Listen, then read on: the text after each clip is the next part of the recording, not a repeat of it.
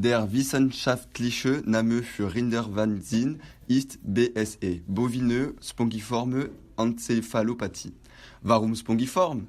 Das Gehirn des Tieres sieht aus wie ein Schwamm und hat mikroskopisch kleine Löcher. Im Jahre 1990 ist die erste Falle dieser Krankheit in ganz Europa und insbesondere in Großbritannien. Es erscheinen eine ernste Krise im Rindfleischsektor. Die ersten Fälle dieser Krankheit gab es in den 1980er Jahren in Großbritannien. Ihr Name war Mad Cow. Die ersten Fernsehbilder schockiert das Publikum. Wir sahen verrückt Kühe fällen. Das ist die letzte Phase der Krankheit, eine nervös und tödliche Krankheit. Der Ursprung der Krankheit ist nicht 100% sicher. Die bekannteste Hypothese ist, dass es von einer Schafkrankheit kommt, Scrapie, die sich auf Kühe ausgebreitet hat. In allen Fällen hat das Prion, das weder ein Virus noch ein Bakterium ist, das Tiere infiziert.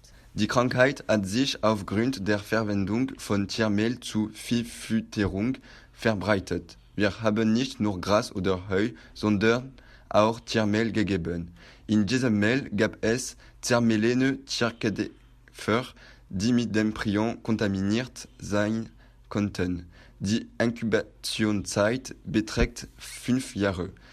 In den 1990er Jahren gab es eine Krise speziell in Großbritannien und in ganz Europa.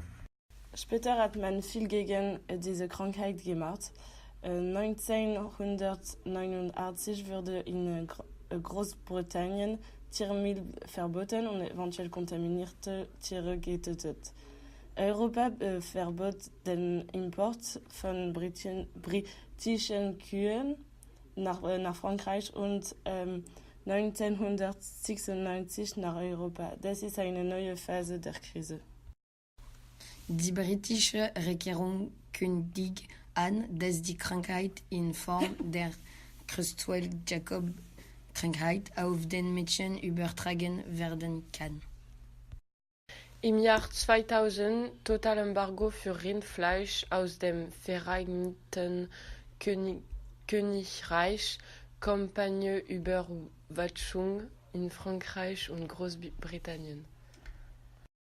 Im Vereinigten Königreich wurden mehr als 185.000 Fälle gemeldet, bei denen 180 Menschen das Leben verloren.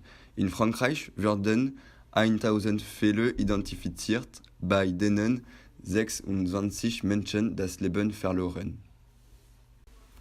Laut der WHO Tiergesundheit in der Europäischen Union 2000 Fälle im Jahr 2000 identifiziert, 6 Fälle im Jahr 2015 identifiziert. Es gibt also einen wirklichen Rückgang der Krankheit.